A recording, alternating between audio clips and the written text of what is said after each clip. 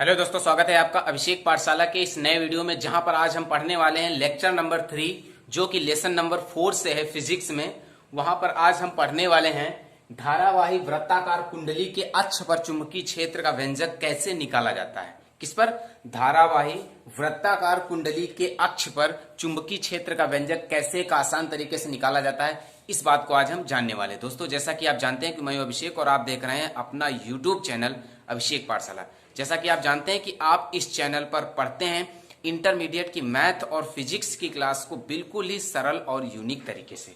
तो इसी क्लास में आज हम बात करने वाले हैं लेक्चर नंबर 3 में, जो कि लेसन 4 से है फिजिक्स भाग 1 के। उसमें हम बात करेंगे वृत्ताकार धारावाही कुंडली के अक्ष पर मैग्नेटिक फील्ड चुंबकीय क्षेत्र कैसे निकाला जाता है। तो चलिए दोस्तों देख लेते हैं। वीडियो में बहुत मजा आने वाला, बहुत इंटरेस्टेड वीडियो होने वाला है। बहुत छोटा वीडियो होगा, आराम से समझिए। जैसे मैं बताता जाऊं वैसे आराम से समझिए। बहुत ही मैं आपको विश्वास दिलाता हूं कि बहुत ही एक आसान तरीके से आप एग्जाम के समय में कर पाएंगे कि वृत्ताकार धारावाही कुंडली के अक्ष पर चुंबकीय क्षेत्र कैसे निकाला जाता है। ठीक है दोस्तों, तो चलिए क्लास को शुरू करते हैं। देखिए क्या है यहाँ पर, इस फिगर को देखकर ही हम इस डेफिनेशन को यहाँ पर क्लियर करेंगे। तो मैं सबसे पहले फिगर को क्लियर करा देता हूं, उसके बाद में डेफिनेशन आराम से क्लियर हो जाएगी। ठीक है, तो यहाँ पर हम एक तार ले लेते हैं। धारावाही तार को लेकर के एक वृत्ताकार रूप में मोड़कर एक कुंडली बना दी जाती है। ठीक है, बात को समझ रहे हो। एक वृत्ताकार कुंडली बना दी गई है और इस कुंडली के अच्छी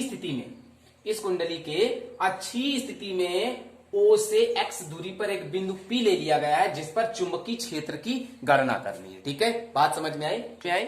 अब देखो यहाँ पे क्या लिखा हुआ है, ध्यान दो जरा। लिखा है माना R त्रिज्या की एक वृत्ताकार कुंडली है जिसमें I एम्पियर की धारा भेजी जा रही, प्रवाहित की जा रही। ठीक है, इसमें I धारा भेजी जा रही है। इसके बाद माना कुंडली के अक्ष पर कुंडली के केंद्र O से X दूरी पर, कुंडली का केंद्र ये है O, यहां से X दूरी पर एक बिंदु P है। ये दूरी यहां से यहां तक की दूरी ये X है। X दूरी पर एक बिंदु P है जिस पर चुंबकीय क्षेत्र की गणना करनी है।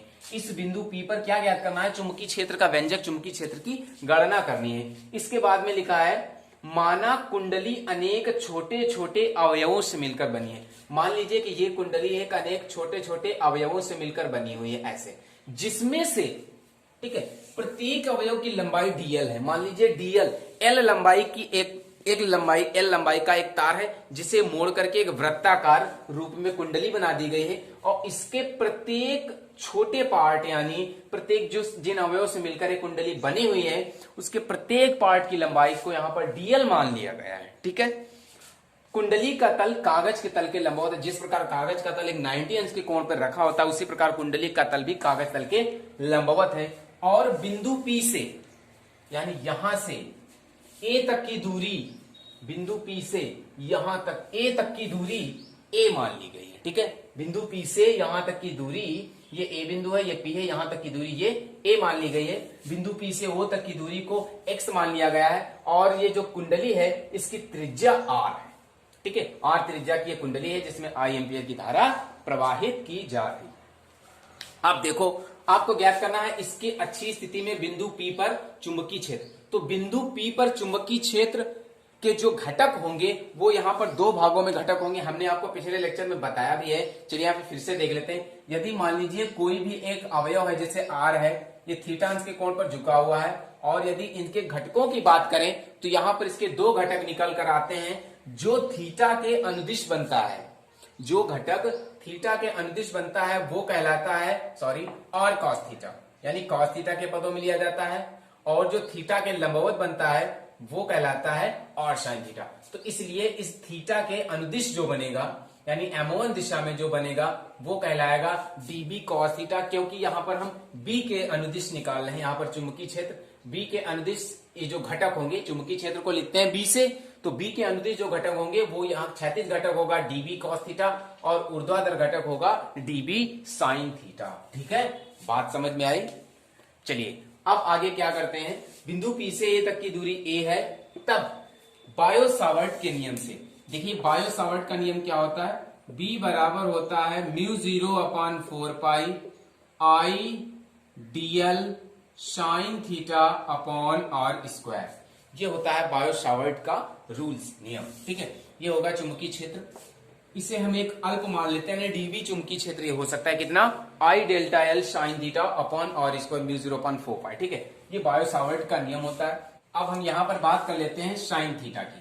देखिए साइन थीटा को कैसे निकालेंगे, साइन थीटा बराबर यहां पर लाल बटे कक्का से हम कैसे निकालेंगे, लाल बटे कक्का से निकालेंगे लंब बटे कर्ण। चूंकि थीटा यहां पर दिया गया इसलिए ये लंब होगा और ये कर्ण होगा। ये भुजा लंब जो है वो कहलाएगी आर और जो कर्ण भुजा है वो कहलाएगी ए। तो साइन थीटा की वैल्यू सामने निकल कर आ गई, क्या आ जाएगी, आर बटे ए, ये होगी साइन थीटा की वैल्यू। इसको यहां पर रखेंगे तो ये बनेगा d B equal to mu 0/4 pi into I d l upon r square into sine theta की वैल्यू हो जाएगी आर अपॉन ए। क्या हो जाएगी इसकी वैल्यू, आर अपॉन ए। अब देखिए यहां पर ध्यान देना है जरा इस आर स्क्वायर में। आर स्क्वायर में क्या ध्यान देना है आपको कि जैसे बायो सावर्ट के नियम में ये डिस्टेंस जो यहां से यहां तक होती है वो होती है आर, पर आपने यहां पर ए मान ली है तो इसलिए यहां पर हम आर स्क्वायर ना लिख करके क्या लिखेंगे, ए स्क्वायर। बात क्लियर हुई। अब इसे लिखेंगे d B equal to mu 0/4 pi into I r d l upon a cube. ये निकल आया है आपका इस लघु क्षेत्रफल अवयव डीएल के कारण बिंदु पी पर चुंबकीय क्षेत्र। ये लघु चुंबकीय क्षेत्र निकला है, पर आपको ज्ञात करना है कि वृत्ताकार कुंडली के कारण, और चूंकि कुंडली अनेक छोटे छोटे अवयवों से मिलकर बनी हुई है इसलिए इसके द्वारा इस पर जो चुंबकीय क्षेत्र निकलेगा वो संपूर्ण डीएल के कारण निकलेगा, यानी संपूर्ण लंबाई के कारण निकलेगा। इसकी लंबाई कितनी थी, कुंडली एक तार से बनाई गई, तार की लंबाई एल थी, तो इसे जब टुकड़ों में तोड़ दिया गया तो इसकी अल्प लंबाई डीएल हो गई। तो जब डीएल के कारण चुंबकीय क्षेत्र इतना आ रहा है तो जब हम इस पूरी कुंडली के कारण यानी एल के कारण इस पर निकालेंगे तो संपूर्ण चुंबकीय क्षेत्र क्या होगा, उसके लिए किया जाता है यहाँ पर समाकलन, ठीक है। क्या किया जाता है, समाकलन। तो क्या लिख देंगे यहाँ पर, संपूर्ण चुंबकीय क्षेत्र, संपूर्ण चुंबकीय क्षेत्र यानी B बराबर क्लोज इंटीग्रेशन डीबी, यानी डीबी का करेंगे यहां पर हम क्लोज इंटीग्रेशन यानी समाकलन, रैखिक समाकलन करेंगे और रैखिक समाकलन के बाद ही जान पाएंगे कि इसके द्वारा उत्पन्न चुंबकीय क्षेत्र कितना होगा। चलिए करते हैं भाई, यहां पर लिखेंगे, देखिए इसको हटा देंगे, B बराबर क्लोज इंटीग्रेशन डीबी। डीबी की वैल्यू है ये आपको सामने दिख रही है, डीबी की वैल्यू। डीबी की वैल्यू कितनी है, ये बच्चा इतनी वैल्यू है डीबी की, इसको रख देंगे यहां पर। क्या है dB value, mu 0/4 pi into I r d l upon a cube, ठीक है। B बराबर इसमें mu 0/4 pi into I are upon a cube बाहर होगा, इधर बचेगा क्लोज इंटीग्रेशन डीएल।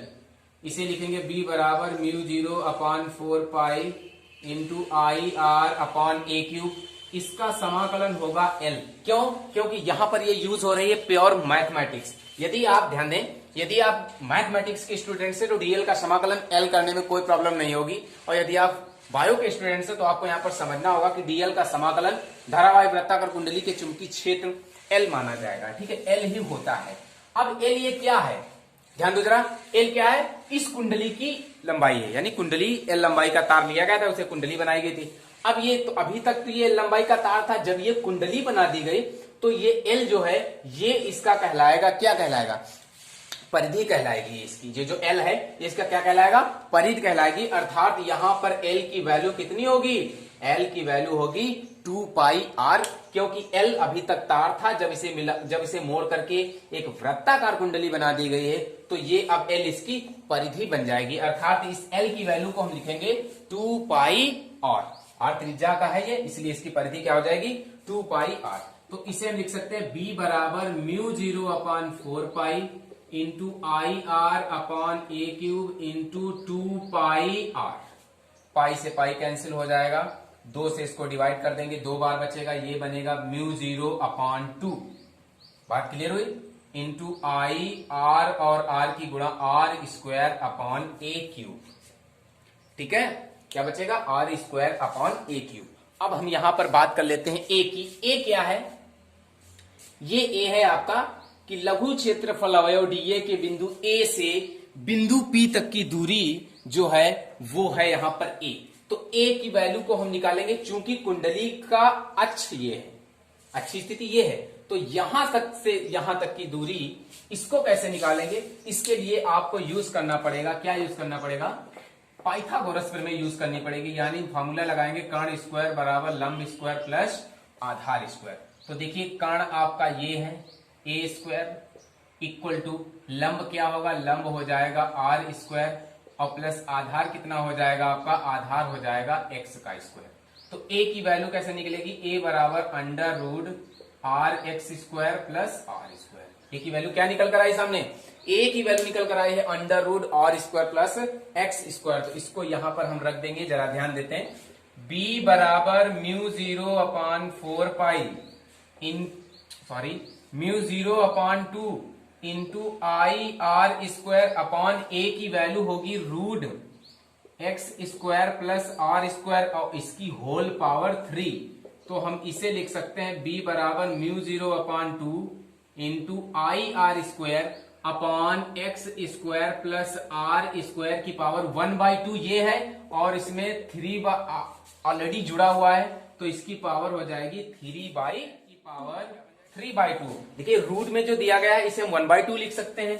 इसे लिख सकते हैं x square plus r square की पावर 1/2, और क्यूब ऑलरेडी दिया गया है इसलिए 3/2 पावर बन जाएगी। अब इसे हम ए आपस में कैसे लिख सकते हैं? b बराबर mu 0 I r square upon 2 into x square plus r square की पावर 3/2। क्या लिख सकते हैं? Mu 0 I r square upon 2 into x square plus r square की पावर 3/2।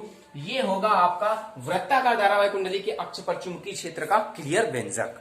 ठीक है दोस्तों, अब हम यहां पर देख लेते हैं थोड़ी और एक बात थोड़ी सी बची है, क्या कि यदि इस कुंडली में फेरे लगे हो, यदि कुंडली में फेरे लगे होंगे तो यहां पर हम इस बात को लिख देंगे, क्या लिखेंगे? यदि कुंडली में n फेरे लगे हों, जब कुंडली में n फेरे लगे होंगे तो यहां पर n और जुड़ जाएगा, यानी ये नया फॉर्मूला आपका तैयार होगा। b बराबर mu 0 n I r square upon 2 into x square plus r square की पावर 3/2 बन जाएगा। ठीक है, into x square upon r square की पावर 3/2 हो जाएगा। ये हो जाएगा आपका धारावाही वृत्ताकार कुंडली के अक्ष पर उत्पन्न चुंबकीय क्षेत्र का क्लियर व्यंजक। ठीक है दोस्तों, तो ये हुआ आपका क्लियर व्यंजक। ये तब यूज होगा जब कुंडली में n फेरे लगे होंगे, जब कुंडली में फेरे नहीं लगे हुए तो वहां पर ये फार्मूला आपका यूज होगा। ठीक है दोस्तों, ओके। कैसे लगी क्लास, कैसे लगी मेरी मेहनत? यदि मेरी मेहनत आपको पसंद आ रही है तो प्लीज मेरे चैनल को लाइक सब्सक्राइब जरूर कर दीजिए, अपने साथियों के साथ जरूर शेयर कीजिए, उनसे बताइए कि वो हमारे रेगुलर विजिट चैनल पर करके पा सकते हैं फिजिक्स और मैथ को एक आसान तरीके से पढ़ने का गोल्डन चांस। ओके दोस्तों, फिर मिलेंगे आपको नेक्स्ट लेक्चर में कुछ इंपॉर्टेंट वीडियो के साथ। तब तक के लिए थैंक्स।